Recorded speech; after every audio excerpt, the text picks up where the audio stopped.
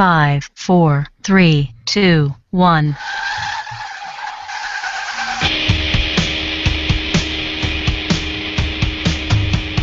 I don't even know what's happening.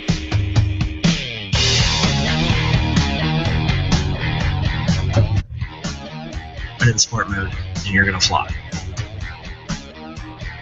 Just exactly how awesome was it? The mighty Nissan GT-R.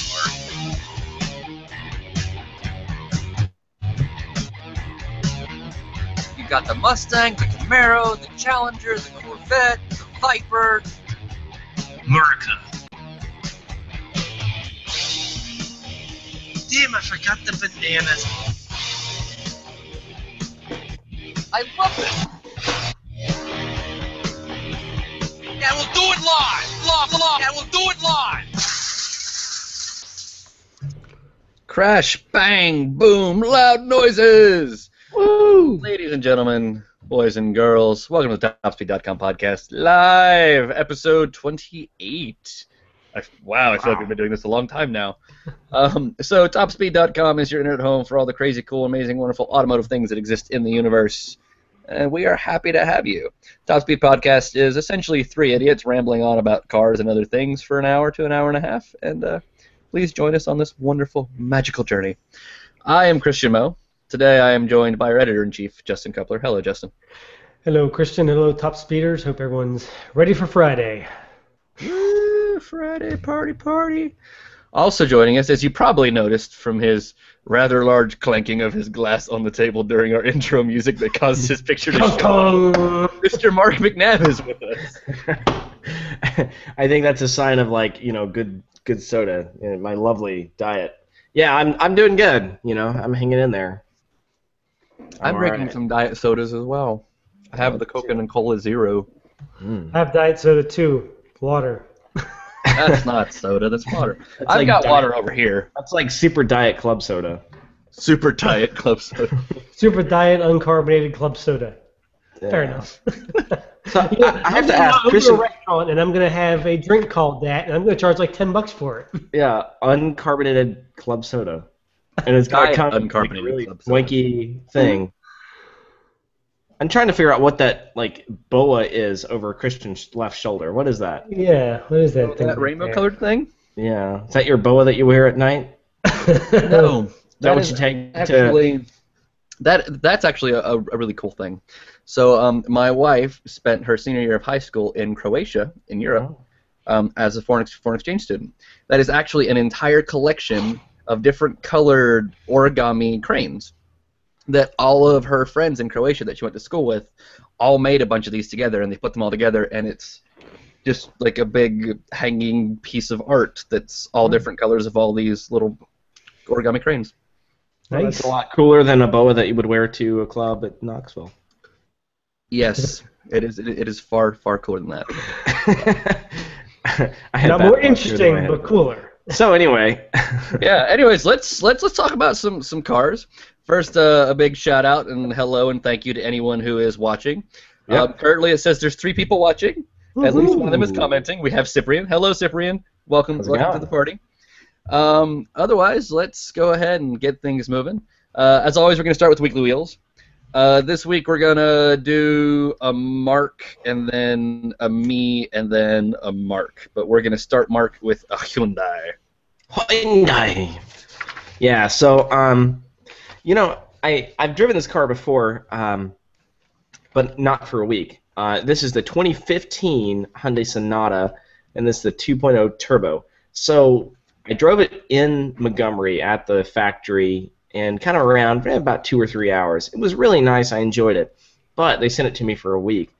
And the more time I spent in this car, the more I realized how far Hyundai has come just being crap to probably one of the better, more, not the best, but like best for the money. Like if I was going to spend $30,000 of my own money on a car, this is probably what I'd get. And that's saying a lot. But anyway, I mean, the car was pretty loaded out for what it is. So it's the turbo model. So it had the 2-liter. It was really peppy. I think it had like 245 horsepower or something like that. Yeah, 245 at 6,000 RPM, 260 pound-feet of torque, and it really did a pretty good job of flying down the road. Yeah, it is only front-wheel drive, but I mean, if you're not dogging around the corners, then you're not going to get too much understeer, and it really didn't do that anyway. MPG is pretty good too. It's listed at 23 city, 32 highway, 26 combined, and I got right at that. My numbers were pretty close, and the back seats were probably one of the biggest things about the car. I had two people sit back there for a good extended 2-hour road trip, and they were able to cross their legs behind the seat and the passenger seat that I was sitting in, and it was a really roomy car. I was impressed. Build quality is awesome too, and the color this thing came out was fantastic. It's an urban sunset, and it just looks good too. Urban sunset. Urban sunset. It's almost the color of your shirt, Christian. And Orange? It was really metallic-y, flaky, a really Orange. Poppy orange. Yeah. If I could imagine an urban sunset, that would be what I'd imagine. Some poppy, Yeah. weird orange. Poppy weird. It's really pretty. It really is. What's amazing how far Hyundai really has come. Just in the last 10 years alone, have been leaps and bounds of what they were in the past. It's pretty crazy to think about that. I had a Hyundai Accent back in '99. That's just when they kind of started making their turn. They brought out the 100,000-mile warranty, and they're just making that turn for the better. They're still pretty crappy. So to see where they've come and where they're going is just absolutely amazing. Now, I do have one bad thing to say about the car, and that is with the radio off and the windows up and everything really quiet, and you're kind of idling along, is really loud from the direct injection, and it almost sounds like there's no oil pressure and you've got valve metallic bad things going on. And I actually stopped and checked the oil at one point and was like, no, it's full and I don't have any gauges going off. But yeah, I mean, it was really loud. That's disconcerting when you actually get worried enough about a press car to pull over and check it.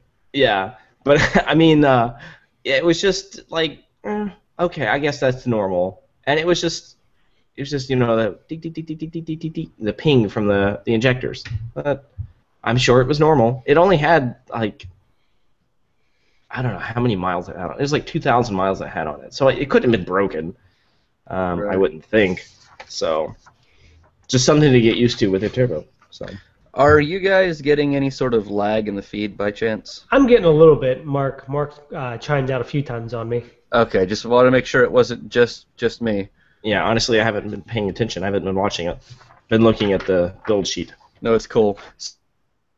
So problem with your Sonata is, and I might be a little biased here, but you can get a Passat with a diesel for that $30K price with sunroof and nav.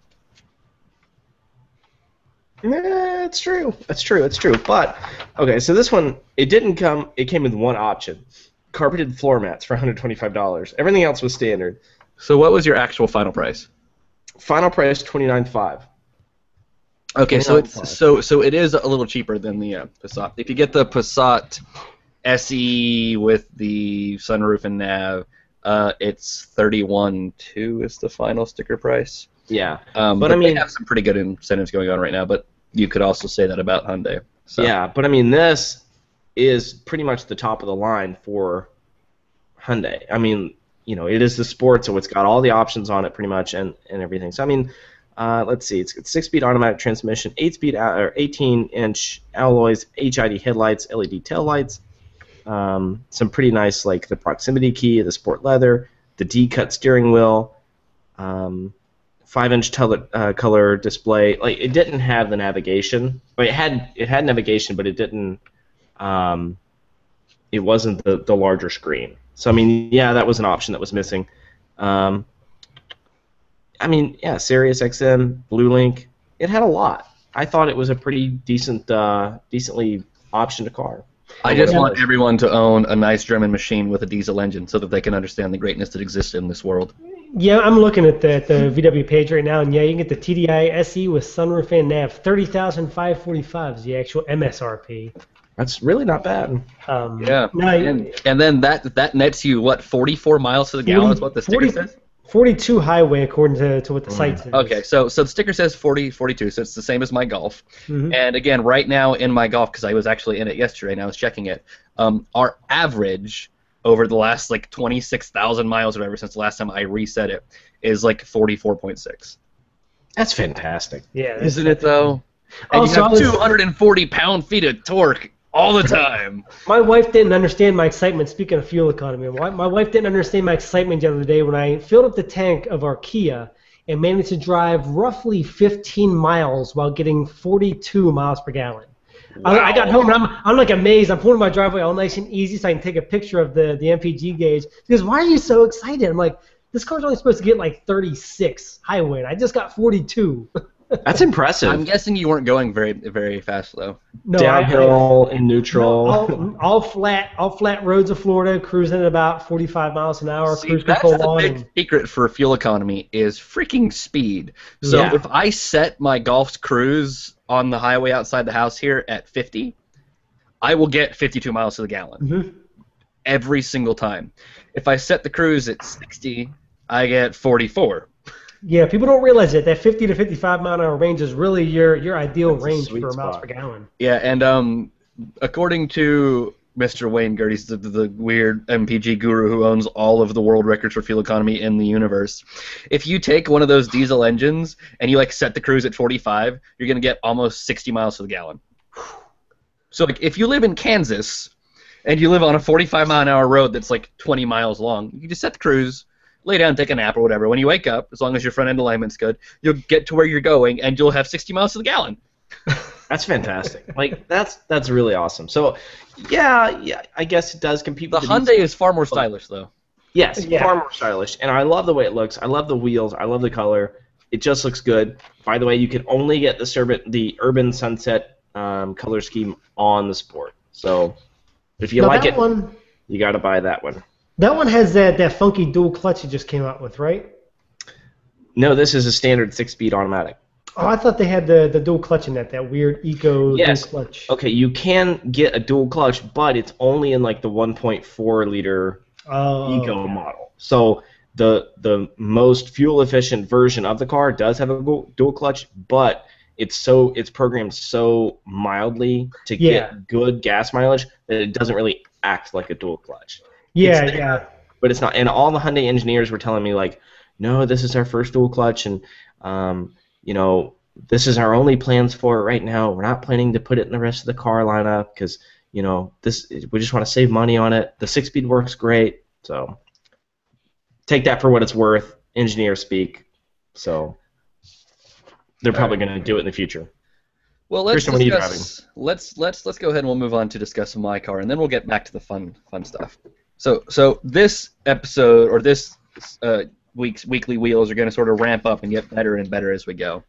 I was in the 2015 and a half. Ooh. The half.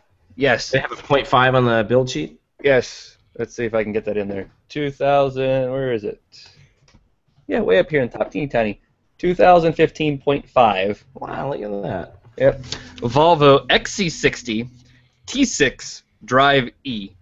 Ooh. I guess technically it's Drive-E. And it is obviously, as I've said many times, I hate crossovers. Like, they just compromise so many things. They're not as good at driving like a car as a car. They're not as good at being an SUV as an SUV, and they're not as good at being a family car like a minivan as a minivan. They're just kind of terrible at everything. But they do everything, and people think they look nice. I really liked this machine. If it wasn't for how much it cost, I would consider buying one, honestly. Wow. Yes. That's a miracle. So first off, as many of you know, I'm a stickler for details, and I enjoy good design. And being Swedish, this Volvo was full of all of those things. Everything in it felt very purposeful and designed for a very specific reason. And then all of like the design touches were just beautiful. It's like the rearview mirror. The rearview mirror is a piece of art. It's frameless. Like, there is no huge plastic trim around the mirror. It's gone. They've flat mounted the glass of the rearview mirror to the piece that's holding it. And instead of being like a normal round one, it's really sharp. So it's got a perfectly flat top. kind of sharp squared edges that are just rounded enough to be not sharp and dangerous, straight down, and then you have like this sort of hexagonal shape to it overall. It's just beautifully done. And then like the door panels have this beautiful metal strip that comes straight out and it like whoops up in this curve and comes back just a little bit, and it stops right at the door handle, and the door handle's metal, so it almost makes like it goes out and up and then comes back and then curves back in slightly because of the door handle. Like just all these wonderful little design details. It was beautiful. I had sport seats with two-tone leather that were like a dark gray, almost black, and like this really light, almost like white beige gray. Contrast stitching, leather everywhere. All the leather super soft, feels great. All the buttons and knobs really easy to twist. They've got great clicking noises. Like it's wonderful. I love it. It felt German in a lot of ways. And then all the bits that make it fun and make it useful for people are very good also. So it's got, oh, holy crap. I am a dirty liar to every single human being I've talked to and in my video. On the Volvo website that I was looking at the other day when they told me this car was coming, I saw, it says T6, right? V6. No! 2-liter turbo. Wow, that's a grievous mistake. Yes. 300, but 302 horsepower. Wow, that's pretty good. That's pretty good. Yeah, that's insane for 2 liters. That's why I thought it was the V6. 295 pound-feet of torque. All mated to an 8-speed auto. It is front-wheel drive. They did not bring me the all-wheel drive version. So there are some torque steer issues. I could imagine. So the electric power steering is actually pretty good. So if you don't have to have a lot of strength to keep the wheel from wobbling around too much. But if you let go of the wheel, it will dart, I mean, like a full more than 90 degrees left or right. Wow. I mean, that wheel just snaps left or right. It's nuts. It's quick, but not as quick as I thought it would be. I timed it about 6.87 seconds. So for 300 horsepower, I expected a little bit better, but it's front-wheel drive. Almost every single time you try and stand on it, the traction control will kick in first gear. Because you got all that weight shifting to the back, and right.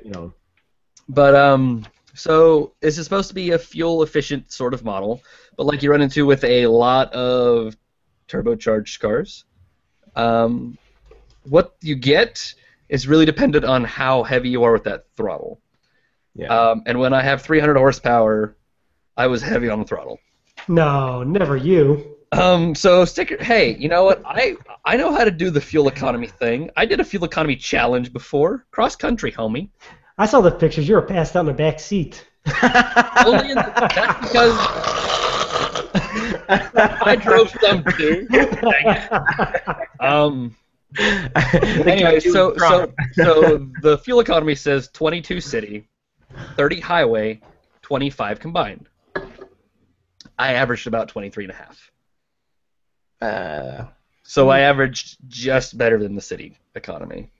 And most of my time was spent like on the highway and down my local back roads. I spent almost no time in town with it. So that's disconcerting.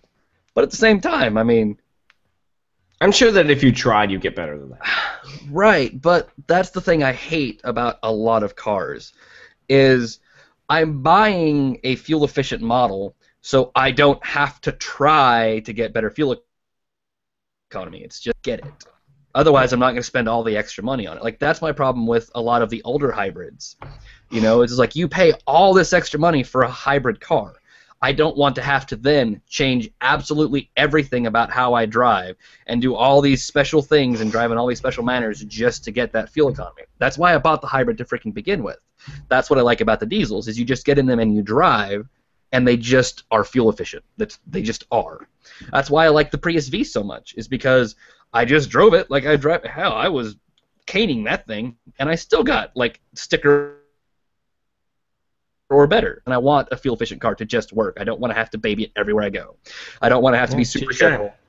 You know, I don't want to have to keep it in super eco plus mode and drive everywhere at 36 miles an hour. Bullcrap.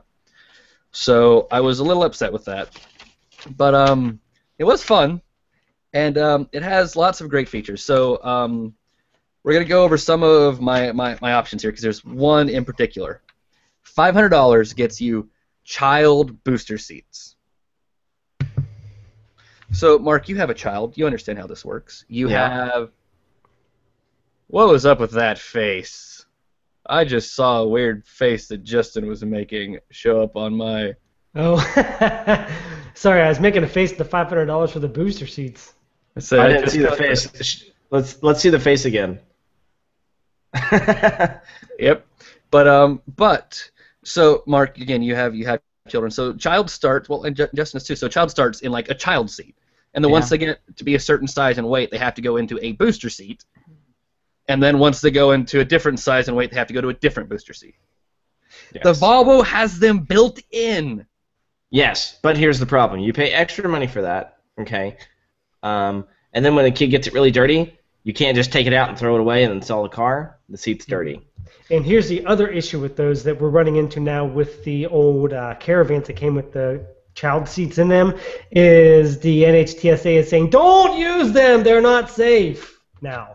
But this is a Volvo, so I guarantee you they work perfectly. They probably, of course, yes. Still have that risk. Yeah, in 5 years when they have changed the standards or whatever. Right, but if you're buying a $50,000 Volvo in 5 years, chances are you'll have a new car. Also, in 5 years, your child should be getting close to big enough you won't need them anymore. Yeah, what happens to the poor sap who's the second owner? Yeah, that's their problem. I don't give crap about them. But like, Wow. I've never seen this sort of thing in a car. And again, it's well designed. So the seats are all leather, right? And they're all nice and contrast stitching.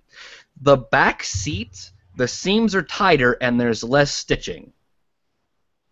All of the slabs of leather, like in the front, it's very sculpted. And there's lots of different pieces of leather that are all sewn together to make this beautiful design. In the back seam and don't have as many stitches and edges for stuff to get stuck in. They're also not sculpted. All the seams are like flat or roll out a little bit so things won't get like stuck in the groove. And when you hit the little button in the seat to pop the seat up for the child seat, that whole underneath area is like a heavy-duty sort of like neoprene-style mesh stuff that looks like it's super easy to clean and super easy to, or super hard to get dirty in any way or stain because it's black. So like they've thought about all this stuff, and it's sewn up near the top. So if you push the seat, pull it all the way up, like it pops tight. So like if you had like Cheerios stuck in there, you could hit the button on the seat and like pull the seat up kind of quickly, and it would like pop the Cheerios and stuff out of the crack. Like again, it's all really intelligently thought out, and it works. It's got two settings for both sizes of child seat. You hit the button on the front of the back seat, and the seat pops up, and then there you can pull up and back, and it'll snap into the higher position for smaller children, or you can push the bottom down and push back, and it'll flip in and lock at a lower position for the larger children. And then whenever you're done, and I liked, is it's slightly difficult to get the seat back down, but not incredibly difficult. But it takes like some thought, so a child can't just be fiddling with it and actually do it.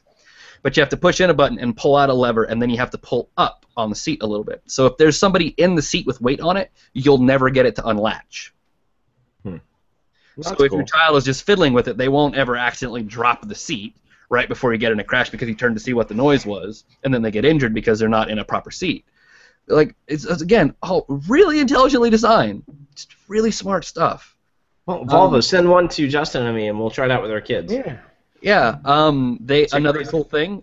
I had to move a couple of big picture prints that I had made. I was giving them away to somebody, and in the back hatch of the Volvo, there is in the big floor panel that hides the tray that's above the spare tire. There's a flap. It's about 20 inches long by about 15 inches deep. That lifts up so you can store thin, flat things underneath it that won't slide around or get messed up. Well, that's clever. That's really neat. Yeah, everything in this car feels super clever. And, of course, it's got that Volvo thing where behind the dash, or like behind the center console, there's like that cubby that's cut out. You have that waterfall dash design. So you still have your little cubby back there for extra storage space. My only real complaint about this car is price and space. So it's great for children, but not great for 4 big people. So I put a buddy of mine, he's about 6'2" or so, in the passenger seat, and he slid that passenger seat all the way back to give him all the room that he needed, and he still wanted just another inch or two. He didn't quite feel like he had enough legroom in the front, and I wouldn't really fit behind him. You could still fit children behind him, but I wouldn't want to fit a real adult behind him. So if you have tall people, like this will not fit 4 tall people. It just won't. So space for people's a little small considering the size of the machine. Cargo room is great. They could have easily pulled that seat back 2 or 3 inches, but I assume it has something to do with reachability for children or something that I don't understand because I don't have tiny knees running around. Yeah, they gotta be within palm's reach. Yeah, so that was a complaint, and then price. The base price of this thing is $40,900 for this Drive E model, and they get more expensive because there's an all-wheel drive version, and then there's an R Design all-wheel drive version that has even more power. Yeah. So it's $40,000. I have a platinum package for $4,400, which is power rear tailgate, memory seating, dual xenon headlights with washers, keyless drive, park assist camera, garage door opener, compass, cargo cover, 12-volt outlet in the very, very back, retractable exterior mirrors, sorry, power ones, electric folding rear headrest. That's actually really fun. There's a little button on the dash, and the rear headrest, another one of those intelligent designs, flop down. Yeah, the Dodge Durango had that. It was really clever. Right, it's like if you go to back up and you realize you can't see where you're going because the headrest up, you just hit a button and boop, they drop. Sadly, they won't drop when the Volvo sees that there's somebody sitting in the seat. Yeah. Oh, that'd be fun. I know. I sat my friends in the back. I'm like, would you tell me how comfortable it is back there? I just went to visit a friend, and I was just in his driving. I'm like, would you sit in the back real quick and tell me how comfortable that seat is? As soon as he said that, I was like, ha! No. The Dodge will do that though. So you it will. You can. Next thing you know, Kristen's going to be requesting a Dodge Durango just for that purpose. Exactly for that purpose. I mean, I'll haul my horse trailer with it to see how well it hauls, but no, it's going to be so I can hit somebody in the back of the head with a headrest. Other things: Harman Kardon premium stereo, accent lighting, adaptive cruise control.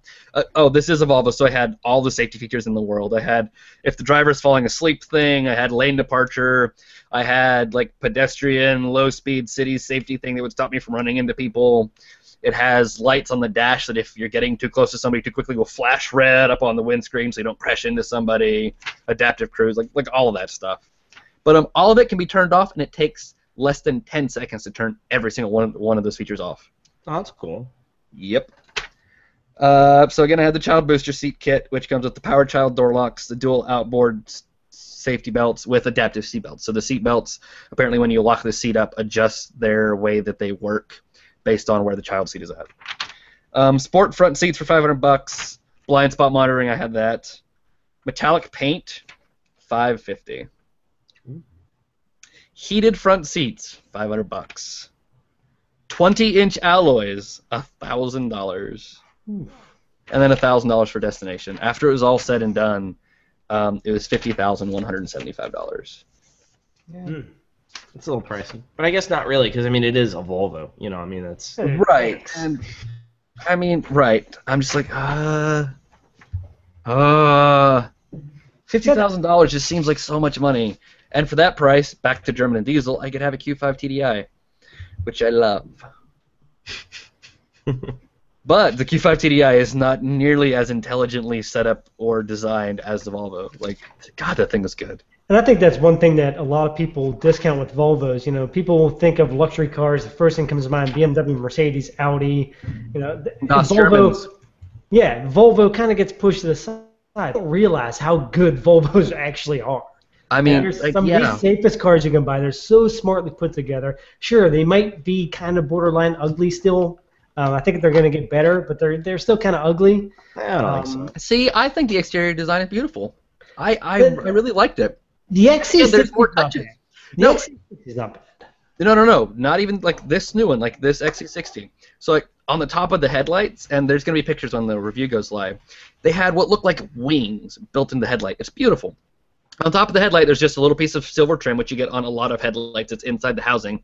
It was sculpted in a small waving fashion that went several times, so it almost looked like a bird's wing across the top of the headlight.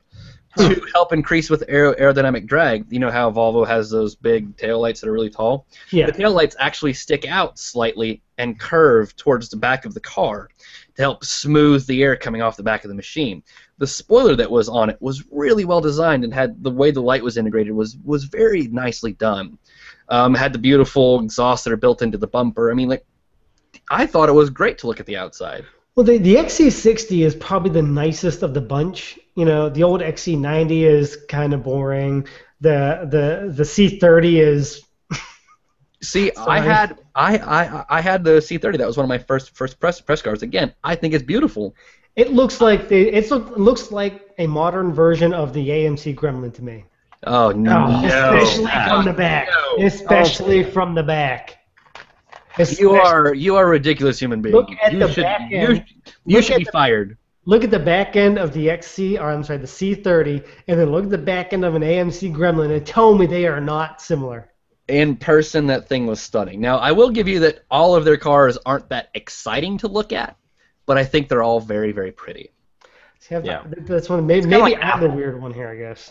It's kind of like Okay, what? yeah, no, that's a great example. I think they're like Apple. Like they're not like 5 years flashy and behind exciting. Well, no, so like my they're- iPhone here, right, is not exactly an incredible, exciting piece of design, but it's very beautiful the way the edges are machined with the metal and the glass and the way it all fits together. It's very well designed. It's not exciting. Yeah, it's because they're using technology Android developed 5 years ago, so it's easy for them.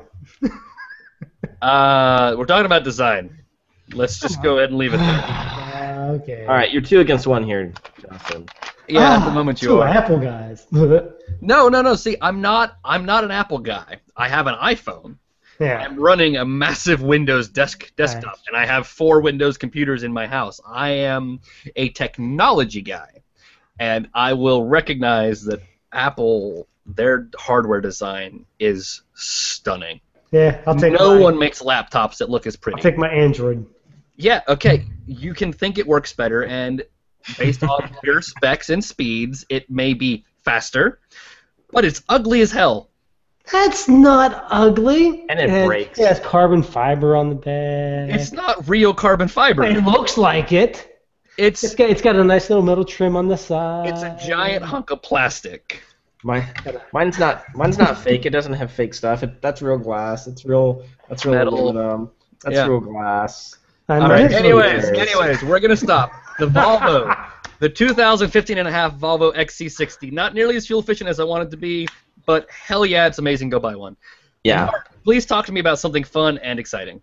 Yeah. Well, for $50,000, you could also buy something absolutely fantastic. Is it And really only 50 grand? Only. That's the middle price. You can Okay. Yeah. 42.7. Wow. Yeah. 42,700. Yeah. So we're talking about the brand spanking new 2015 Lexus RC. Now the one that costs $42,700, that's the RC 350. It's basically the same 3.5 liter V6 that you get in like the IS 350. Oh, see, I don't count that one. The only one I'm interested in. Well, we'll get there. So we'll start with the base one, the 350, right? It's a nice car, and if you get the F Sport package on it, it's even better. Like the grille looks much better. You get some optional wheels that look even better. Plus, you get all the suspension and steering upgrades too. So it really is more of a driver's car, and it doesn't cost $60,000. Which the one that costs $60,000 is the one that Christian wants to talk about, and for good reason, because that is the RC F. Yeah, so when you said 50 grand, I thought the RCF is only $50,000? No. The RCF, the F stands for fun, fantastic, or Fuji, raceway, whatever you want to think it stands for. But no, that one starts at 62.4. So, Halty says hi, by the way. Oh, hi, Halty. Hey, Halty. So anyway, Halty, if you're just joining us, we're about to talk about something pretty fantastic. So it's a 5-liter V8 making 467 horsepower to the rear wheels, and it's mated to an 8-speed automatic transmission, and it's fantastic. The looks first, like in the pictures, it kind of looks like an old shoe, because it's got a little. Kinda got that front hump end's a back. little frumpy. And then it like comes down off the A-pillar, and then it kind of comes back up over the hood and then back down. You don't notice that in person, like at all. The thing I don't like is how the grille seems to start like halfway up the hood. You don't notice that either. It just looks beautiful. It really does. And let me tell you, they had a model that was it was kind of like that urban sunset orange, but if you get it with the special rear diff, it comes with a carbon fiber hood, carbon fiber roof, and rear active wing, and it looks fantastic. And it's actually looks like an old, like a BMW M3. Oh, okay. Oh, nice. Yes, it looks fantastic. 20-inch wheels that are like the gunmetal gray in the background, and then like the spokes are kind of like offset a little bit, and then the front face is like machine faced, like a bright chrome. So anyway, it looks fantastic. Driving. I got to drive it on the Monticello Raceway in New York, and I have God, to say, I'm so jealous. I know you are. I'm jealous. He's complaining all day about it. Monticello is like my favorite place in all of the US. He's been complaining to me all day too. But yeah, I mean, I didn't get a whole lot of time on the track. I'll say that up front. I only got to take about 6 laps total, and just because we were so pressed for time. By the time I got there, I had like an hour and a half before I had to leave back to the airport. And it was kind of a shame, but I did get to spend some good seat time in it. There was absolutely no understeer at any point. It had the huge Michelin Pilot Cup Sport tires on it. On the 2-hour drive there to the racetrack, no understeer. Out on the racetrack, no understeer. Did you drive the F to the track or the 350? Both. Okay. Lexus actually had us split up into pairs, so like one group had the F, one had the 350, and then we traded off midway, and then in the quarters we traded drivers. So like everybody got to drive everything in all the conditions. That's good. So yeah, it was really nice. But yeah, it was a beautiful road car. It's a great GT car. I think for those who are looking for something that, long distance cruiser, but they can get to the track and have a lot of fun with it, I think the F was going to be a really good choice for them. It just seems well balanced on the road. Like it's not, NHV is super low, like no interior noise, crazy stuff. The volume of the exhaust is really subtle until you get into it. It's pretty fantastic just on the road itself. Now, on the track, like I said, it was really well balanced. I didn't have any problems with it trying to come back around on me, even in like Sport Plus when like the nannies are really open and trying to let you have fun with it. There was a couple turns that I didn't quite brake hard enough that I should have, and I was turning into the turn with way too much speed, and it didn't feel like I was sliding at all. It just held it. See, that means you're not trying hard enough. Well, I'm trying not to break their, right, pre-production press fleet cars and send them into the wall, which someone did. Someone send it into the wall? Yeah, there was apparently there was a guy there last week who decided that it would be fun to send it through the grass and stop it with tires. Oof. Yeah, I don't think they were too happy about that. Probably not, if I'm honest. Yeah. There's something about crashing their press cars that they get really angry about. I just don't understand. Yeah. Especially happen. Come on. Lined up to come drive the car. It's, just one of those things. So did they have like the wrecked car there, or does the wrecked car? No. But I will say you can see on the track. They disappear quickly. Yeah, you can see on the track the 2 black marks that go off into the grass, and then you see the tires are kind of like rumpled in that one spot. So you can tell that someone had done something. How do you do that? I mean, just too much speed. Yeah, just come in too hot. I mean, there's that picture of me from the track day at the Miata event where I'm in that yellow Miata with all 4 locked. I just came in way hot, and I tried to hit brake way late and locked all 4 tires. I didn't crash. I got it together before I left all 4 off the track, but yeah. But I mean, I will say, like, I never locked the brakes, and I was hitting it hard. Those Pilot Cup Sport tires are just fantastic. They are awesome rubber. Oh, they're awesome tires, but you don't want to replace them. No. You know, looking at them just in person, I didn't realize how deep those things really are. So I mean, there's a decent amount of tread on that tire, and those cars had like 2,000 miles on. Yeah, I know you burn them off quickly, but well, wait, the cars have how many miles? They had like 2,000 miles on them already. I guarantee you, those are fresh tires. Those probably are. Yeah. But like I know that those are fresh tires. Those Club tires are good for about 20,000 miles on a good day. Okay, that's true. That's true. Yeah. Overall, I was super, super impressed with it. And the thing really is loud when you're on it. Like, even with the windows up, AC on, radio on, you hear the exhaust. Like, if you're getting in it, you hear it, which is totally un-Lexus-like. Even in their other F cars, it's not as loud. This one's totally different. And as Christian pointed out before the show started, yes, I am a little ignorant to how the M4 drives and how the E63 drives, because I haven't driven them yet. But I have to say this is a great benchmark to start with in that category, and it worked really, really well. So, right, like we need to find some way that we can get you inside of an M3 or an M4, because I'd really like to hear your comparisons, and especially if we can get a hold of the old M3. So I've not driven the new one, but I spent a fair bit of time in the old E90 with the V8. I was fortunate enough to have a friend who owned one, and he was going to sell it to CarMax, but he had just put tires and brakes on it. And his words to me were, well, I've got to give it to them in a week, and it's got new tires and brakes, and I'll be damned if I'm going to give it to them with fresh tires and brakes on it. So we spent like a couple of days just doing nothing but beating the living crap out of his M3 until it was ruined so we could give it to CarMax. And this was when I still had access to the runway that's near the house. So that would be good awesome. times. Good times. So BMW, Lexus, if you're listening, feel free to set us up with that. We'll do a side-by-side comparison of the two cars. Yeah, if you want to, BM, because I know that Mark is in Orlando, and that's kind of a far way away. If you just ship it to me, I'll drive it down to him. We'll find a track. We'll take care of all the logistics. Yeah, we'll go to Sebring. You just get me the car. I'll take it to him. We'll find some place to do some good testing, and then I'll bring it back, and you guys can go pick it up. But I'm closer to Orlando. Super easy. Yeah, I'm closer. No, Justin, you're going to get the Mercedes. I'll get the Lexus. And Kristen, you get the BMW. We'll all meet at Sebring, and we'll have a good time. Can I say that Justin should get the BMW and I should get the Mercedes because I've already driven the BM?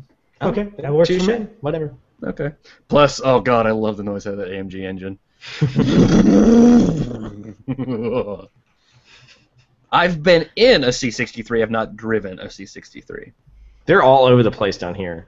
Well, when I was at my first Cooper event way back in 2011, one of their cars that they had to throw us around a track in, they had a drift driver there, and Nice. He had a slightly modified C63, and they were putting us in that right after a big Texas barbecue lunch, Oh, and that's throwing us sideways around this skid pad. I was like, this is a terrible idea. It made some great noises, though. Yeah. Did it drown out I your can just imagine like throwing up in their Mercedes. That would not be a good idea. Yeah, no, I didn't get sick, but That's good. I am glad to hear that the car's good. I actually had some high hopes for the Lexus this week, and you guys will get to hear about it on the next show. I've got a GS hybrid, but it's got a Sport Plus mode that actually affects the suspension. Nice. And I've been enjoying myself, I'll say. So there's a lot more of that to come later. Yeah. But let's go ahead and let's move into the news. Oh, by the way, Holty wants to bring up the fact that your car weighs 1.8 tons. Yes, it is a little heavy. It weighs close to 4,000 pounds, but a little heavy. yeah. I mean, okay, It's a lot of luxury in that thing. It's a lot of luxury, but I mean, okay, so here's how they built it, right? So the front of it, like the front suspension components, are GS. The middle is ISC. Yes, the convertible. So like the floor pan in between the wheels, that's ISC. And Why the hell would they use the convertible version? it's stiffer. Well, yeah, because they added 47,000 pounds of weight to stiffen it up because it cut the top off. But I mean, yeah, it's all kind of congealed together into this one RC, and it Congealed. Yeah, they put it in the melting pot and they just, that's how they build it. So. Jello. I'm like, if I pick it up and wiggle it, does it shake? Jello. Yeah. So and it does the F Sport, the base one. It'll do 0 to 60 in 5.8 seconds. I know that one. Ooh. And you can get that in rear-wheel drive, all-wheel drive. Oh. Yeah, but you can't get it with 3 pedals. That you can't. But here's a fantastic, fun fact for you. The all-wheel drive only adds 100 pounds. That's actually pretty solid. That's light. Yeah. But you only get the 6-speed automatic transmission versus the 8-speed. Well, you know what? Eight's too many anyways. No, it's not. As long as the 6 will shift quickly, whatever. Yeah, well. All right. Anyways, moving on to some news.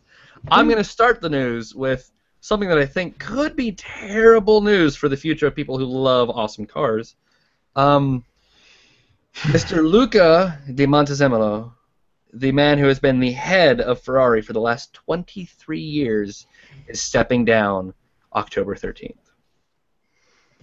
Any details on that? Why do you think he's stepping down? Because I haven't really... No. I know exactly why he's stepping down. Yeah, it's clear cut why he's stepping down. Yeah, because if he doesn't step down, his ass is going to get fired. Yeah. Oh, well then. So we all know about how Ferrari said, we're selling too many cars. The brand is not exclusive enough, so we're going to cut production volume, and then we're going to raise prices to keep profits high. And everyone went, okay, great. And they're still selling cars. 80% of Ferrari is owned by Fiat. And Sergio Marchionne, the man who is the head of Fiat, has said, hey, Ferrari, I want you guys to make more cars. I want you to make a wider variety of cars. I want you to help other brands in the Fiat family make more luxurious cars. And I want to grow Fiat to be a massive behemoth that can directly compete with the likes of Volkswagen. And because right now there's not really a lot of overlap. There's Ferrari versus Lamborghini, and then that's it. Maybe a couple of Fiat and Chrysler products versus some Volkswagen products. But Volkswagen owns Bugatti and Bentley and Lamborghini and Audi and Seat and the world. There's 2 or 3 other brands that I'm missing. They own half of the world. And so Sergio Marchionne wants Fiat to become a better competitor. So they want to help. They want Ferrari to help build up other brands to create cars that will compete in some of these higher levels. And basically Luca's like, no, we're Ferrari. We're going to make our 4 cars, we're going to sell them for $1 billion, and we're only going to make 7 of them, and everyone will buy them because we're Ferrari, and that's what Ferrari does. But Sergio doesn't like that, and Sergio is Luca's boss. And also Sergio's really pissed off that Ferrari hasn't done very well in F1 for a while. And all of these things have sort of combined together. And it's come down to, Sergio said in an interview, no one is unreplaceable. Speaking directly about the head of Ferrari. And Mr. Luca is upset about the way that the brand is going to go, and he called it too American, and he said it is the end of an era. So there's lots of tension between where they think the brand should go, but essentially it comes down to Sergio Marchionne is the big boss of the big boss of the big boss, and nothing that Luca says can change any of that. So he's just stepping down before he gets fired, essentially.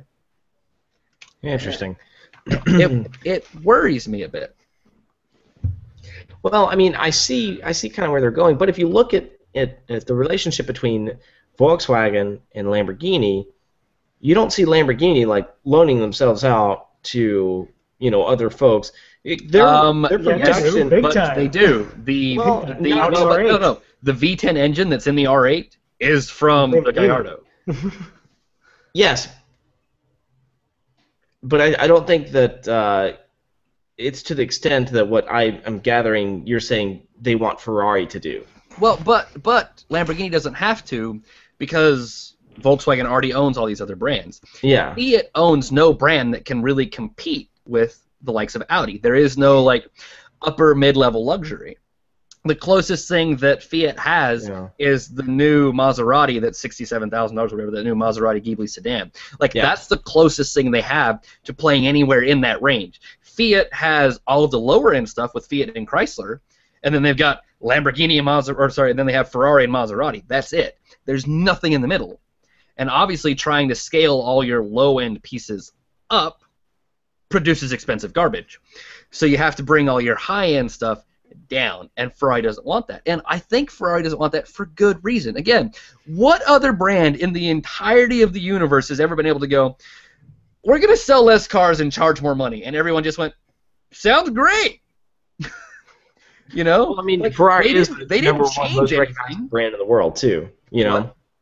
I believe Ferrari is listed as the #1 most recognizable brand in the world. Well, it's the most valuable brand in the world. Yes, like it has been quoted by other people. This is the most valuable brand in the world. And the argument is Porsche. So Porsche now makes a big SUV and a small SUV and a 4-door sedan and 2 cheap sports cars and all this other stuff, and Porsche is making money hand over fist. They are the most profitable car brand in the world. They make more money per car than anybody else. That's great, but I think as far as the brand goes, Porsche's a different monster than Ferrari is. Ferrari has not ever really been like, oh, we need to try and find a way to make more money, at least not since Luca showed up. Like, when Enzo Ferrari himself was in charge of Ferrari, Ferrari made money hand over fist. Enzo died, and there was an area where Ferrari got a little iffy. And then Luca showed up, and suddenly Ferrari's making money hand over fist again. Okay, let's go ahead and take a look at some numbers. Since Luca has taken over Ferrari, revenue has increased by over 1,000%. They are making 10 times more than they've ever made before. And they're selling 3 times more cars than they've ever made before. And after like 15 or 20 years of F1 failure, Luca showed up, and they won 6 years in a row world championship. Boom, boom, boom, boom, boom. He did a lot to turn this company around, and he understands a lot about this idea that Ferrari is ultra exclusive. You have to be a special person to buy a Ferrari. Hell, if you wanted to buy a LaFerrari, you had to be invited to buy. Like, you couldn't. If you want a Veyron, you just call Bugatti and say, I want a Veyron, and they say, all right, fine, throw us money, and here's your car. What special edition do you want? Right. Right. Ferrari called people and said, would you like to buy a LaFerrari? And they would only call you if you owned other models. Like, there was a guy who was in the Philippines who ended up buying like 3 other Ferraris just so that he could be eligible to be invited to buy a LaFerrari. Like, that's the brand that Ferrari is. And I'm super worried about suddenly there being a Ferrari SUV and there being a cheap Ferrari and all of these things, because that's going to start to wash that down. And sure, Ferrari may make a lot of money, and Ferrari may continue to live for many years and make Fiat all kinds of cash, but it's not going to be the same company. And what is this rapid availability of Ferraris and this influx of these cars into the marketplace going to do for the resale value of all these cars and for all these classic cars?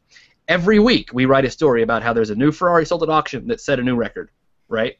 Mm-hmm. Just about. If suddenly every single human being in the world can buy a Ferrari because they now have a $90,000 Ferrari 911 competitor and they have a 67, all that stuff's going to just explode and go out the window. Like, nobody's going to care anymore because that badge has lost so much of that exclusivity and that cachet. Yeah. And that really bothers me. It did work for Porsche, but I don't think Porsche's ever been in the same position that Ferrari is in. It's not that level. Yeah, they're two different planes. Yeah, and they always have been. Yeah. So, Justin, do you have any thoughts? I'm not a huge Ferrari buff. Never really have been, unfortunately. I'm kind of a little more of a sports car guy than I am a supercar guy. But honestly, with what Fiat has done with what it's been given or what it's bought in Chrysler and so on, I couldn't picture them doing anything drastic and amazingly bad with Ferrari. I think they're just trying to expand things a little bit. I think Luca was being way too conservative with the whole brand. and I think Fiat wants to come in and just kind of broaden it just enough. I don't think we're going to see the Americanization of Ferrari. We're going to see some extra things. We're going to see possibly the V6 power they're talking about before in a smaller sports car. No, it's not going to be a 911 competitor. It's going to be maybe a Huracan competitor, or just below the Huracan, something like that. They're not going to go in and compete with the Porsche Cayenne or the Cayman or any of that stuff. So, I think it's more accessible, a little bit more accessible. I do worry about it. Now, obviously, Marciano's not an idiot. He has done great things since he's taken over Fiat. But at the same time, I just worry that he's looking at Porsche and going, that worked great for them. And here's the thing, is Ferrari makes incredible cars, but if you really take a step back and look at them, Ferrari doesn't make the best cars.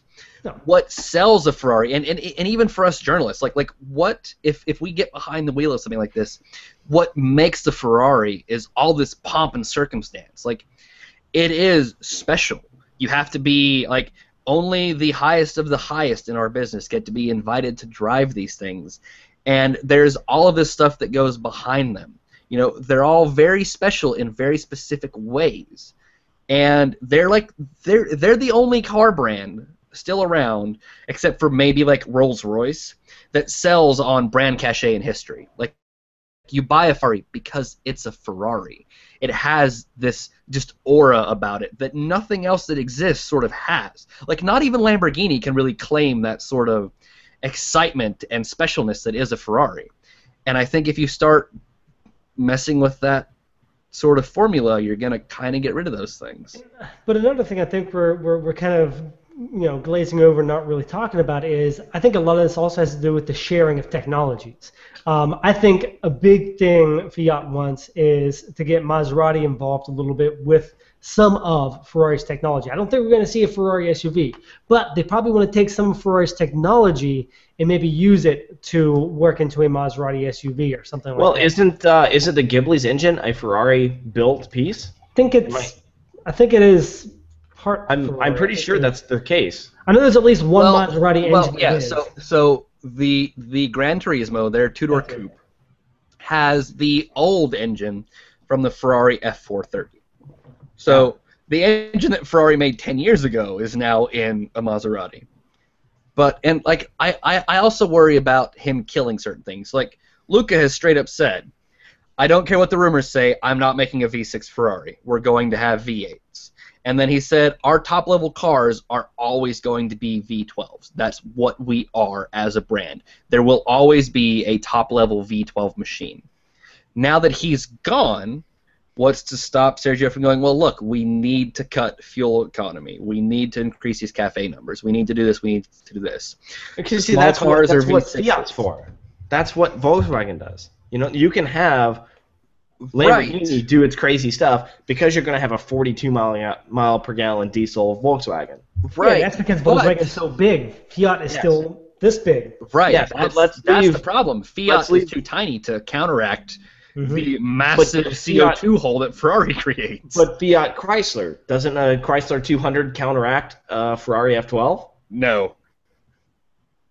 Maybe 10 200s counteract one F12? No, I'm saying it's on the same field, though, right? The Chryslers, because it is Fiat Chrysler, it's the same. Yes, the whole other problem with Volkswagen is what right now the second largest automotive company in the world. After it's Ford, I think. Right? Well, no. Ford sells more cars every year than anybody else based on the single model. That's the F-150. I think right now, for total worldwide sales, I think it's Toyota, Volkswagen, GM, or it's Toyota, GM, Volkswagen. But anyways, we're talking on a scale of 3 to 5 million cars are sold every year by the Volkswagen company. 95% of those cars are Jettas, Golfs, the Seat Leons. It's Jetta, Golf, Passat, or the different versions of those that are sold by different brands. Yeah, so you're getting 50 of those for every half Lamborghini sold. So they can spread the CAFE numbers out. But Fiat doesn't have that. Even the Fiat brand itself sells a handful. There's just still not a huge mass of Fiat sales going all over the place. Yep, Chrysler- and you have to remember, cafe, the actual term cafe, is here in the U.S. Mm-hmm. Yeah. It's corporate doesn't matter average fuel economy, and it's a U.S. law. Yeah. So how many cars does Fiat sell in the United States? 10,000 maybe. Yeah. Ferrari last year, so far this year, because I just got the sales report, there have been 1,000 Ferraris sold in the United States. So that's 10 500s to every Ferrari. And 10 500s to every Ferrari does not offset that huge cafe balance. No, especially not when it's the Abarth and it gets like 20 miles a gallon. Abarth is so awesome! We should probably move on. Yeah, I we think should. We But, beat like, this dead horse. that's the sort of thing that bothers me. But all right. Anyways, let's talk about more awesome supercars. Justin, will you discuss with me a Viper Roadster? The Viper. Sorry, no. Well, no, I was going I to got say, that. hang on a second. Well, no. We'll talk. Just Sorry, spoiler price alert. cut. We'll do the price cut first. Yes, the price cut's a huge news. Okay, so we all know the Viper has sold very, very, very poorly. They had to stop production for 2 months, lay off 90-something people, and just let it sit on the shelves for a long, long time.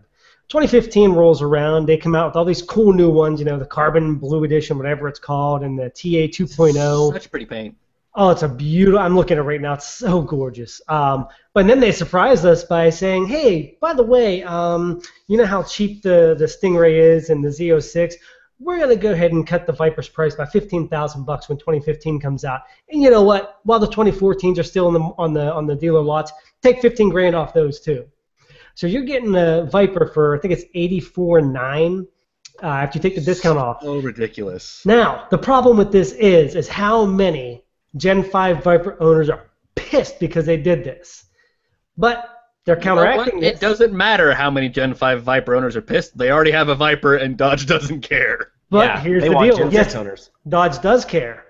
Here's the other part of this. They are also giving current Gen 5 owners, Viper owners, another $15,000 coupon to take off of the 2015 Viper when it comes out. So essentially, if you have a 2013 or 2014 Viper, and you want to trade it in on a new Viper 2015 when they roll out, you're going to get it for $69,995, 10 grand more than the SRT Hellcat. That is a steal. That's not counting. I think the Hellcat is not the one you need to be thinking about. I think it's the Stingray. Well, yeah, the Stingray is another one. I was going to get to that. Yeah, the Stingray and the Z06. It's right there. I mean, they're literally right at that point now. Yeah, the Z06 is what, 76 grand? Yeah, just over 70. So you could have a V10 powered Viper for $6,000 less than a Z06. Holy crap! Depending on now, what really the big variable here is how much is Dodge going to give Dodge dealers going to give current Gen 5 owners for their trade-in. That's the big issue. If you finance this car and you walk into a dealership and say, "Hey, I want to trade it in now," they're probably going to do more than $15,000 from what you owe on it. Yeah, yes, that is an issue. And here's down. Here's another issue too. Yeah, they slashed 15 grand off the MSRP, but what about dealer markup? Are they still? There is no dealer markup. No dealer markup. That's mixed. Yeah. Chrysler will not mark this up. They can't. They can't afford to. They probably sent memos out to dealers saying take the addendum off because they're not selling them obviously, so they can't. Back when I worked at Dodge and we were selling Vipers pretty regularly for a Viper, we did mark them up by I think if I remember is $10,000 over sticker, and we'd get one every month and it would sell that month for $10,000 over sticker. Now I'll guarantee you they're not going to mark these things up one bit. Plus on top of that, now the SRT brand is dead and has merged again with Dodge. They're going to offer. So there's no more of this craziness of, okay, who sells the Viper, who doesn't sell the Viper like they did at first. So literally you want a Viper and you live out in Podunk, West Virginia, as long as there's a dealership somewhere by you, you can drive in there and say, hey, I want to buy a Viper. They may have to order it, but they can sell it to you without having to get permission from Dodge or SRT. Right. Well, so I think that we should leave markup out of it because it's going to complicate things too far. Mm-hmm. Because I guarantee you if we start playing that game, how much do you think the markup on a Z06 is going to be? Oh, 15 grand. So then suddenly you've got a $90,000 Z06 versus a $70,000 Viper, and I don't care how much your depreciation is. You're looking at 20 freaking grand. I'm trying to remember, but I'm trying to think. But I want to say I saw something from GM that said they're not going to allow markups on the. We're not going to allow markups, just like they didn't allow markups on the old ZR1 that sold for $15,000 over sticker, anyways. Yeah, I have to check with my dad because I know my dad was looking into the Stingray, and I think he said it was based MSRP. There's no markup on it, but I could be wrong there. But I seem to remember GM saying they weren't going to permit it. So I guess that depends on the dealer and how shady they are. Yeah, I see markup on that thing going nuts. Or dealers could just do what they've done in the past on no markup cars. They buy them. Yeah, and then they mark them up all they freaking want to because they own the car. Yeah. It's true. I mean, I see it being an issue. So if we deal with the idea of Vipers maybe having markups or whatever, Z06 are going to be marked up insanely high. Mm-hmm. So like this is seriously a bargain. I don't know if I'd say I'd choose the Viper over the ZR6. At least gives it $20,000 would really help change my mind. That starts making a difference, yeah. I think we're going to see a big spike in 2015 sales and even 2014. I think we're going to see a giant spike, but then it's going to level itself out. Yeah.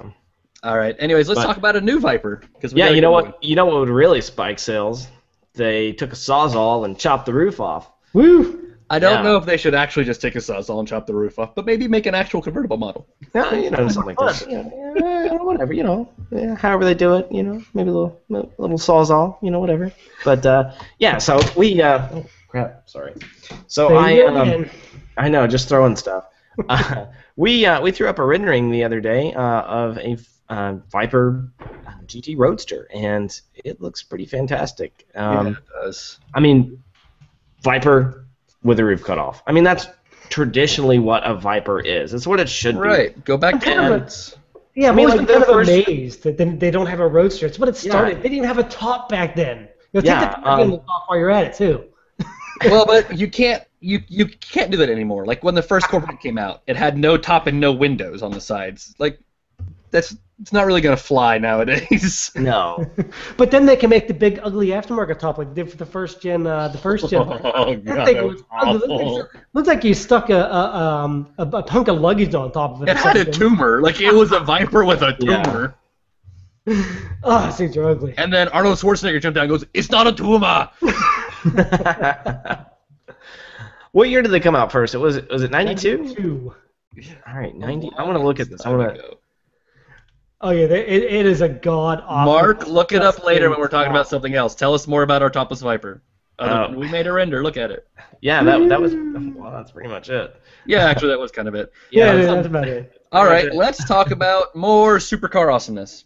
So, as many of you may have noticed, if you paid any attention, this week Mercedes has finally shown us the Mercedes GT, the AMG GT, and holy crap, is it pretty!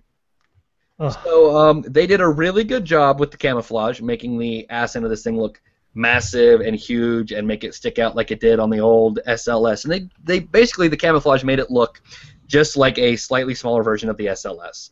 Now that it's out, aside from the nose, it looks almost nothing like an SLS. The back end almost looks like a Porsche Cayman. Beautiful long swoop, rounded rear end, these long tail lights, kind of like you get on an F-Type. It just looks stunning. Now, obviously, they've already given us a lot of the greasy bit details. So we've got a 465 horsepower AMG V8, 443 pound-feet of torque. The exhaust note sounds like Satan gargling nails. We're talking about a 0 to 60 time under 4 seconds, a top speed close to about 190 miles an hour. It is true sports car fun and fantasy and awesomeness. Basically, as Holty says, that ass! That's what Holty commented. Yes. Oh, man. That ass. Like, oh, God, the back of this thing is so good, especially in the red that they sent us in the press photos. They've got some silver ones, which, man, it's a Mercedes. I don't care if it's silver. The yellow one that's sort of like a mustard yellow looks kind of gross, but the red one looks so good. Oh man! And the proportions on this thing are so much better than the proportions ever were on the SLS. Oh, yeah. That square hood actually slopes down a little bit, gives you that nice sports car feel. Again, that back end drags out real long and low. It's awesome. I'm happy they got rid of the gull wing doors because it gives you a more traditional rounded top on the greenhouse instead of the square thing they have to do to have the mount for the doors to swing out. It's just the only angle I don't like this car from is dead on the nose. This is the only angle I don't like. From dead on the nose, it looks kind of like a bug. It's really big and sort of medium square. But everything else, it just has that beautiful sports car feel. This actually feels to me more like the old original SL300 Gullwing than the SLS did. It's got those beautiful rounded shapes, the nice curves, wonderful accents, the way the light hits it. Like, there's not a lot of sculpting down the side of it, but the way they've made the sheet metal and all these photos, the way the light hits it, you just get these wonderful little highlights and dark spots. It's just incredibly stunning. And every single thing that they could have possibly screwed up on this car, they did not. I mean, they did everything about as perfect as I could have even imagined. I'm looking at the renderings that some of us made, that even our guy made, it's kind of like, oh, I don't know about that. But now that I actually see it, oh my God, how far back the cabin is. I know. Huge, long hood, short overhang.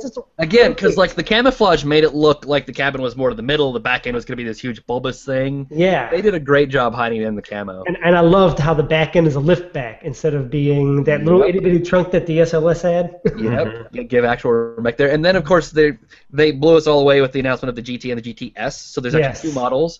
The GT is 456 ponies. The GTS is 503.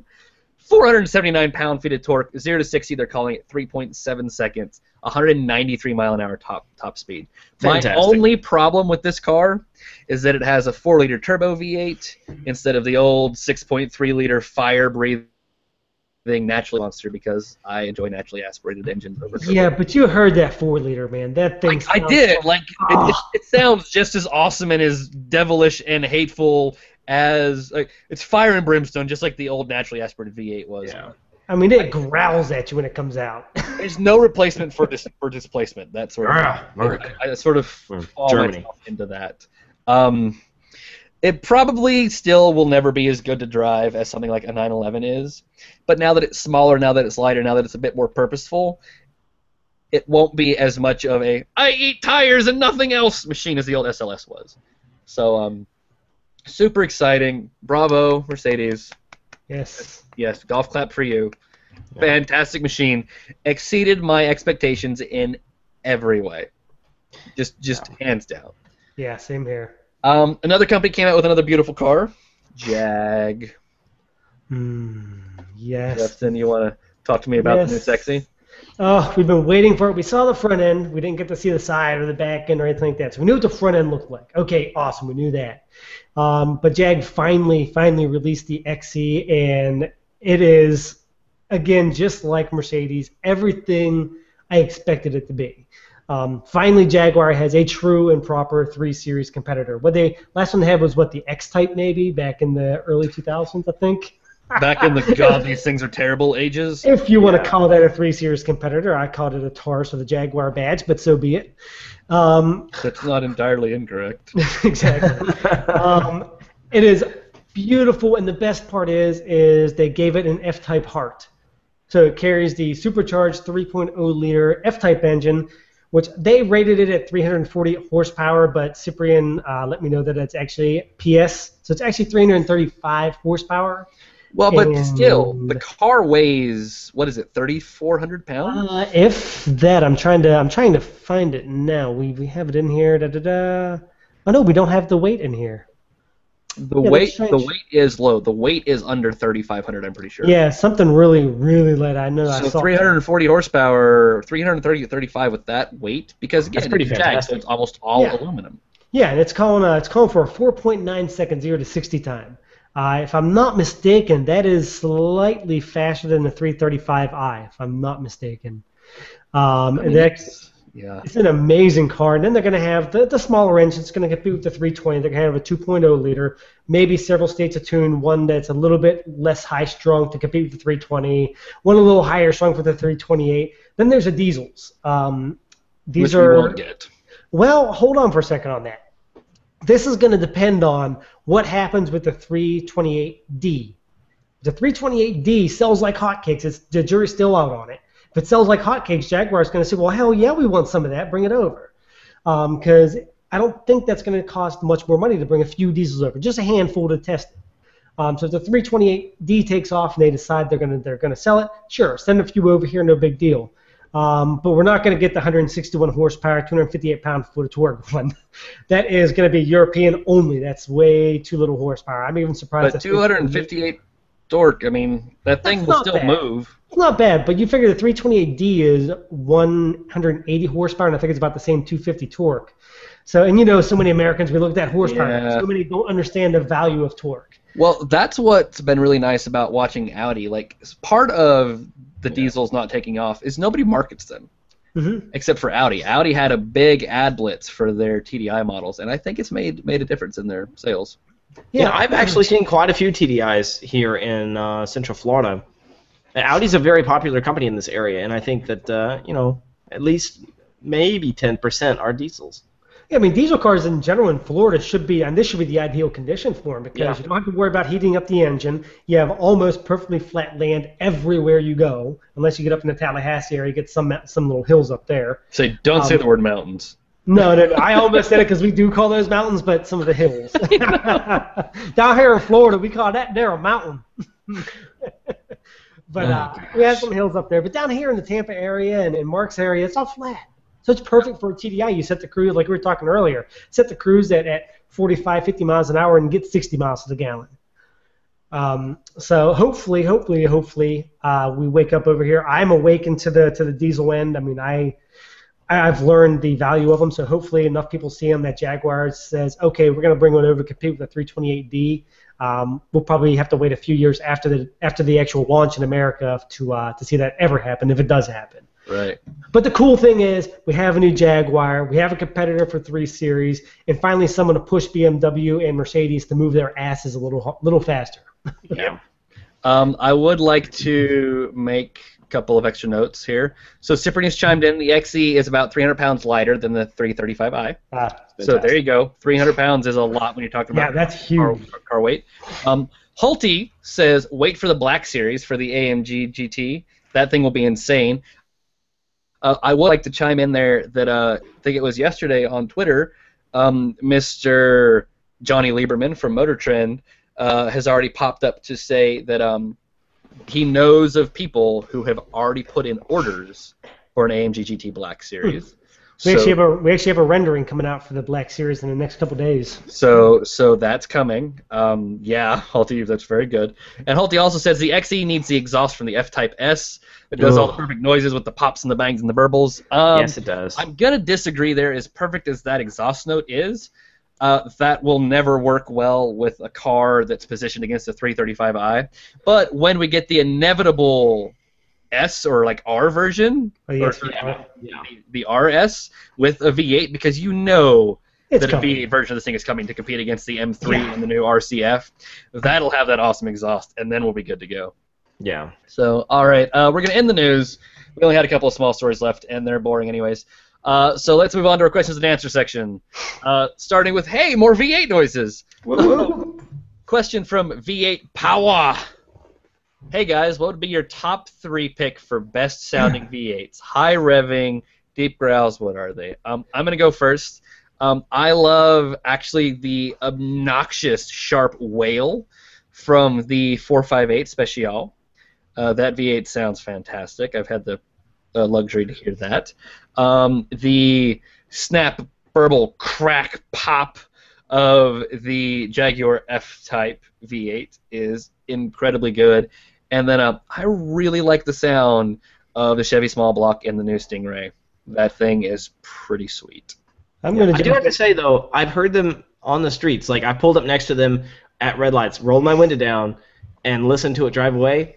Either they don't have it in sport mode or whatever. Like, they're not getting it over like to where the valves open up in the exhaust. No, it's very quiet. Like 3,600 RPMs is where the valves show up. So yeah, it's really quiet unless they stand on it for the Corvettes. But so I was actually following somebody in the Corvette, and I was thought something like, wow, that's really quiet. And we were both in sort of quick cars, and we were both moving kind of quickly. And there's like a point, and it's like it's an actual like a switch has been turned. He was like, Yeah. oh, blah! It was just gone. The Camaro ZL1 that I drove has the same exhaust, and yeah, it's there. It literally is night and day. It's like quiet, completely quiet. It's fine, like a little bit of burble, and then all of a sudden, It's so loud straight and pipes, so awesome. just straight. It's really fantastic. All right. Well, I'm going to jump in with my three. My three are kind of homers, so be it. I have to say, first up, I can't help it. I'm not a huge fan of Fords, but I'm going to have to say the Coyote V8 and a Mustang GT. That's pretty with solid. Yes, that is a great good exhaust. choice.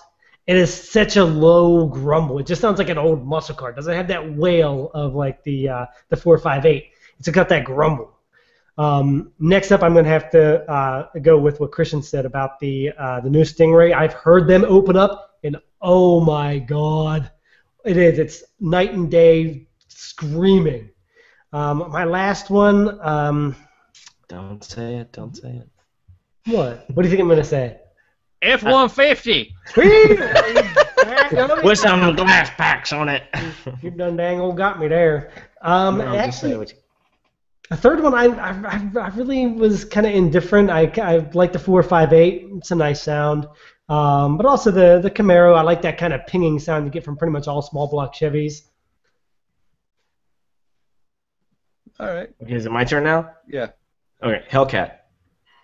Yeah, that That's was on my supercharger. Oh, please. It sounds That was perfect. on my list. It was between that or the Camaro, so. Yeah. No, Hellcat's good. Yeah. I only chose one because I thought we were going to do the whole three, like one each, so that was my only choice. Same issue I had. All right. Well, but it's V8 noises, and they're so easy. I'm Well, surprised you Chevy- didn't use your new RCF, Mark. Yeah, it's nice. It's not one of the best. It's not one of my favorites, I don't think. It's got to grow on me. But yeah, Justin, you're right. I think Ford makes some of the best exhausts for the Mustang, honestly. Even the old It is 4.6, solid. those were nice.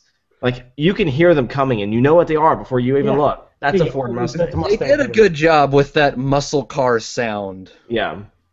Halty chimed in with the Ferrari 355, so it's a good choice. So he says, search the YouTubes and be amazed. Yeah. Here, I will say this. I love to see the F1 cars have the program of, like, God Save the Queen, and they have engine rev. Yeah, that's it. Never seen that. The old Watch it. the V8 and the old RB9. Yeah. Oh, those old V8s are awesome. Oh, man. All right, we're going to move on to our next question from Thomas Beretta. Hey, Thomas, thank you for giving us questions. We really appreciate it. Yes, sir. You guys are always talking about weekly wheels, but do you ever get a long-term car to test, maybe a few months? If so, if it's really a crappy one that you hate driving, will you just let it sit in the driveway and drive your personal cars, or do you carry on with the long-term test hoping things will get better? So, yeah, let's start with I've never had a long-term test car. Mark's never had a long-term test car. I don't believe, Justin, you've ever had a long-term tester, have you? Nope, never ever. So, we've not had the long-term test. Those are very special things that are kind of hard to get into. But I can say that even with just my weekly cars, if I get something I really, really dislike and really don't like driving, I always give it at least one full tank of gas, like 300 or so miles, right? Yeah. But if I manage to go 300 miles in that thing in like 3 days and I don't like it, I am not putting any more gas in that thing. It's going to sit in my driveway and I'm going to drive my Golf because my Golf is amazing and I love it. That is a thing that's happened. And if it wasn't for the fact that I know I need to drive it to give it a fair shake, there've been a couple of cars. So again, I don't like family crossover things. I got a Chevy Traverse. I have spent about 35 miles in it, and I thought I would totally be okay not driving this again for the rest of the week. It wasn't bad. It was just everything I don't want in a car, all wrapped up into one big pile of ugly color. It came in, what is it? The Mocha Steel is the name of the color. Mocha Steel. It's like this terrible brown, metallic-y beige color. Yeah. And it's, The interior was the same color, was it?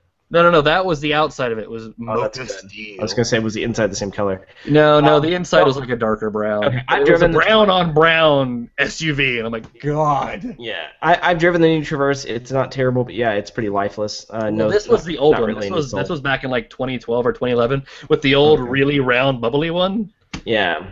I was not pleased. No, okay, here's my opinion. No, I've never had a long-term car, but if I had one that I didn't like, I would drive it anyway, because there's been times that I've gotten in a car and I hated it for the first 2 or 3 days. And then by the end of it, I'm like, okay, I understand what this car's about, and I appreciate it. So it's given me 300 or 400 miles to appreciate what the car is. So yeah, I wouldn't, I don't think I would not drive it.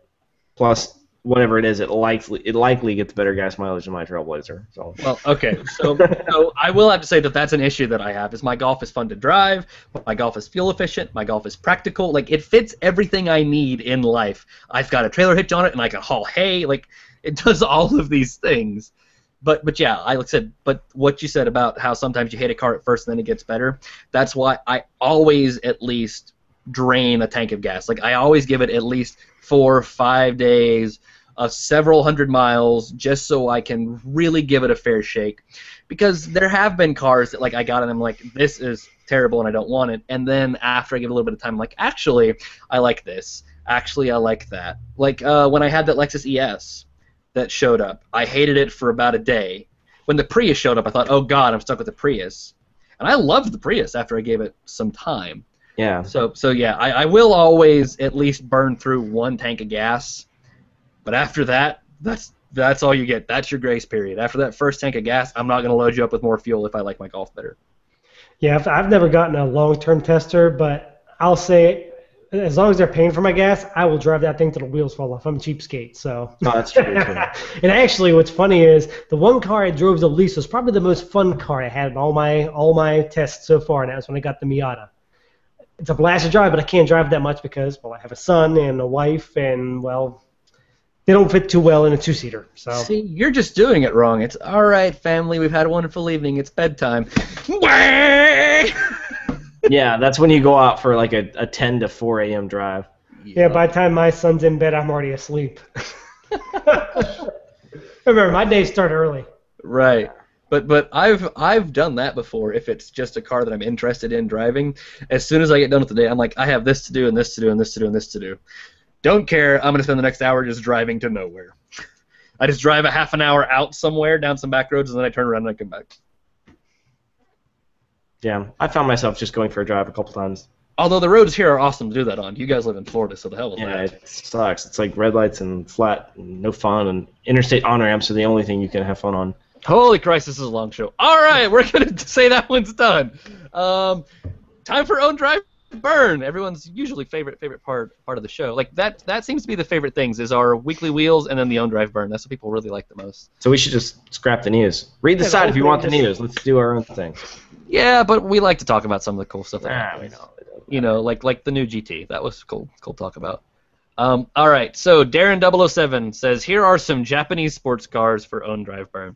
We have the original Nissan GTR from 1969, the Datsun 510, which, to my knowledge, is actually what the first GTR was based on. Mm-hmm. And then we have the Nissan 240Z. So I will jump in first, and I will say, Nissan GTR is going to be my keep take home forever. Yay! Because I think that old piece of metal is pretty awesome. I will drive a 240Z once because I love the 240Z, and I actually almost kept it as my own. And then Datsun 510 is not unawesome, but is the least interesting of what we have in this collection, so it's going to be my burn. Well, I'm similar to yours, but a little bit opposite in some of them. The GTR, I'll take it. I'll drive it every single day. 160 horsepower from a 1969 2.0. Come on! I know! Better than that. That's like a muscle car in that era. I mean, in Japanese sports cars. The Datsun 510 is one I want to drive once because I've never had the chance to drive one yet. The 240Z only because I've driven them before and I know how they drive. I know what they're like. By default, I have to burn it. I don't want to, but by default, I'd burn it because I've driven them before. Well, I'll take that. I've driven a 280, but I've not been in a 240, so. Well, I am going to go completely opposite. I'm going to drive the GTR once because I think it's cool. The 510, yeah, I'm like, Christian, I'm going to have to burn that. And then the 240, because it looks so beautiful, I'm going to keep that. I'm going to drive it. All right. The 240 is the best of the old Z cars, so. Yeah. Beautiful. Beautiful car. Well, the 280 I was in has been race converted, so that was a beast. Oh, okay. So Roll cage, interior stripped, bucket seats, been tuned. I was like, this is the best car in the world. Yeah. See, after the 240, they kind of made them a little bit too bulky for a few years. Cyprian said, yeah, everyone wants to burn the Datsun. It's a cool car, just not in this company.